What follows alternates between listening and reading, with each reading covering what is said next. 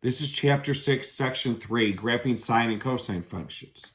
Periodic function is a function whose values are the same for each given interval of the domain.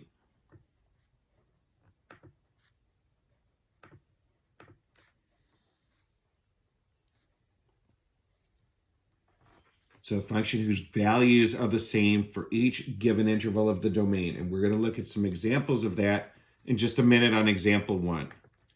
Period is the length of the interval before the function repeats.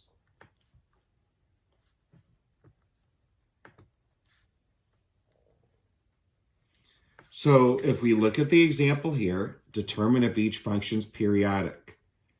So the first one is going to be yes, because you have like a v and then a v. It just repeats again in a v and then a v. So it is periodic. And the period is the length of the interval before the function repeats. So if we look carefully, we start at 0 and we have like an upside down v, and then it starts again at 4. So that distance is 4. That is the period. That's the length of the interval before the function repeats. B, is this periodic? And the answer is no. And even though the length of each of these look the same, it's no because the y values are different. Here the y values like up a half, up 1, up 2, up. These are going up by like a half. And we need the same y values for each. Just like here the maximum was 4 in A. Here it changes every time. It is not a periodic function. For C, there's no way. This is like a U and then it's reversed and then it's like this. But if we look, the y values change every time. It is not periodic. The values are not always the same once the graph repeats. D is periodic because here it's like V, V, V, V, and so forth. And the minimum and maximums are always the same. And if you want to find the period, like at 0, it kicks up. The next time it's on the x-axis and kicks up is 2. So we would say the period is 2. That's the length of the graph before it repeats. Graphing the cosine. So from our unit circle, cosine is the x-coordinate. We can actually fill all of these in. I'll do that for this one, but then it's going to be a little overkill. These all can be found on your unit circle.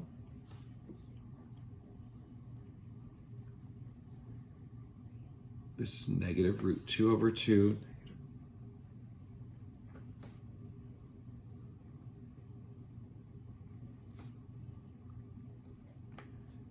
And again, these are the x coordinates. Now, it's probably a little overkill to try to graph all of these points. So I'm going to graph 2 cycles worth. So if this is 0, I'm going to go up by like pi over 2s. And even though I have more values here than I'm going to have here, the other values are going to help determine how the rest of the graph will look. And I'll also graph the reverse, negative pi over 2. I'm going to graph 2 cycles here.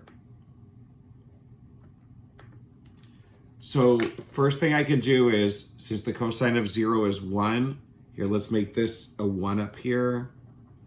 And let's make this a negative 1. This will go to 1. At pi over 2, it's 0. Then negative 1. Then 0, and then 1. Now, this is not a v. If we plot some of these values in between, we're going to see this is going to be a curve. Like in between 0 and pi over 2 is pi over 4. And the output's root 2 over 2, which is like 0.707. So it's going to look something like this. In between pi over 2 and pi, I get negative root 2 over 2. It's like negative 0.707. So it's going to be a curve if we follow this. And if we continue this, it's going to look something like this. And then if we graph another cycle, negative 2 pi, if we look at the unit circle, if I go negative 2 pi, it's the same as cosine of 0. So that's 1. Negative 3 pi over 2. If I go negative 3 pi over 2, I end up here. So that's 0.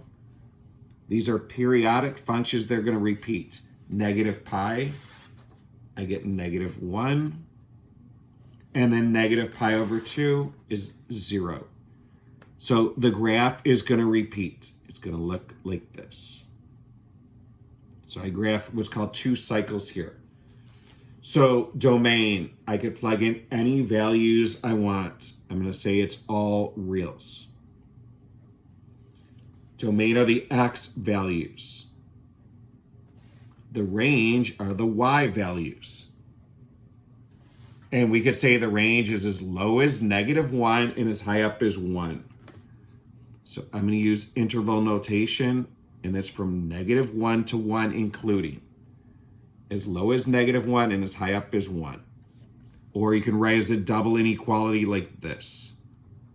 Either way, they mean the same thing. Maximum, the highest value is 1. Minimum, the lowest value is -1.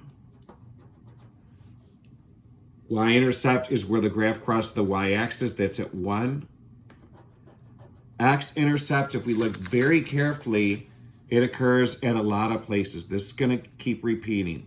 Pi over 2, 3 pi over 2, negative pi over 2, negative 3 pi over 2. So we can generalize it like this. Pi n over 2, where n is an odd integer. That'll describe all x-intercepts. And then the last item we can figure out is the period. For your basic cosine graph, see if we look, here's the maximum height. It goes down, kicks back up, and then repeats. This repeats every 2 pi. So from -2 pi, I'm at the maximum. Next time I'm at the maximum is 0, and then 2 pi. That is the period. These are the notes from page 3 from chapter 6.